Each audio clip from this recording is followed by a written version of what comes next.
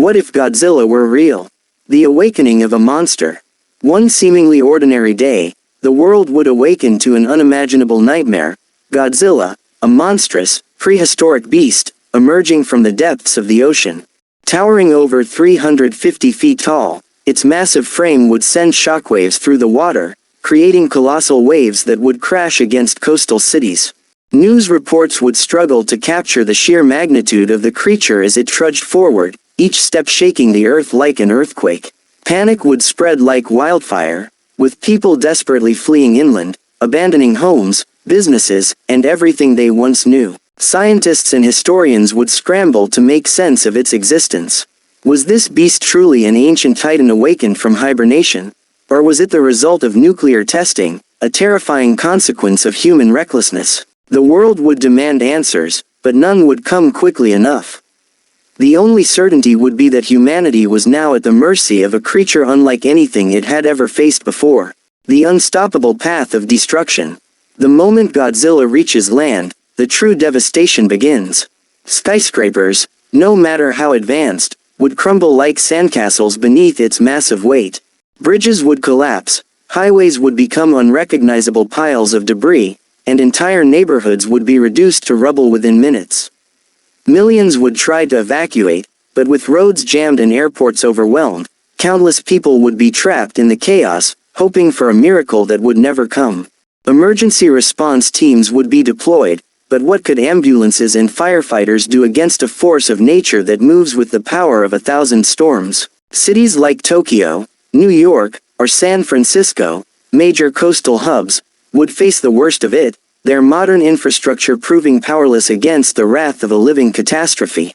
The military's desperate fight. Governments around the world would declare a state of emergency, mobilizing their most powerful military forces. Fighter jets would soar through the skies, launching missile after missile at the monster, while tanks and battleships fire everything they have from a distance. But all of it would be in vain. Godzilla's skin would be tougher than steel, its body absorbing even the most advanced weaponry without flinching. Explosions that could level entire city blocks would do nothing but anger the beast. In retaliation, it would unleash its signature weapon, the atomic breath. A beam of searing, radioactive energy would sweep through military forces, reducing them to nothing but ashes. Entire fleets would be wiped out in seconds, leaving humanity completely defenseless. Panic would spread even further. If the military couldn't stop it, what could? Would there be any hope of survival, or was this the beginning of human extinction? Environmental consequences of Godzilla's presence. The destruction wouldn't just be limited to cities. Godzilla's very presence would throw the natural world into chaos.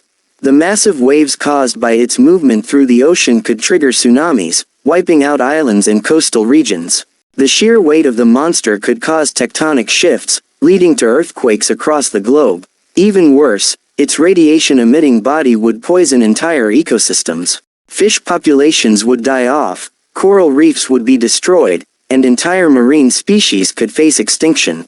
On land, radiation would seep into the air, soil, and water, creating long-term consequences for plant and animal life.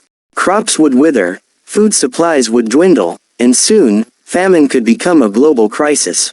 Godzilla wouldn't just be a direct threat, it would be an ongoing environmental disaster, one that could push the planet into irreversible damage.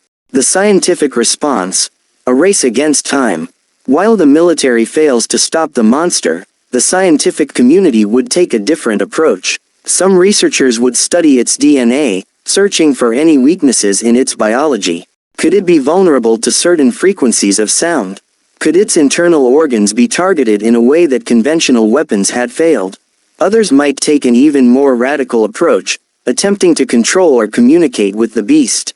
Could humanity find a way to steer Godzilla away from major cities, guiding it to uninhabited areas?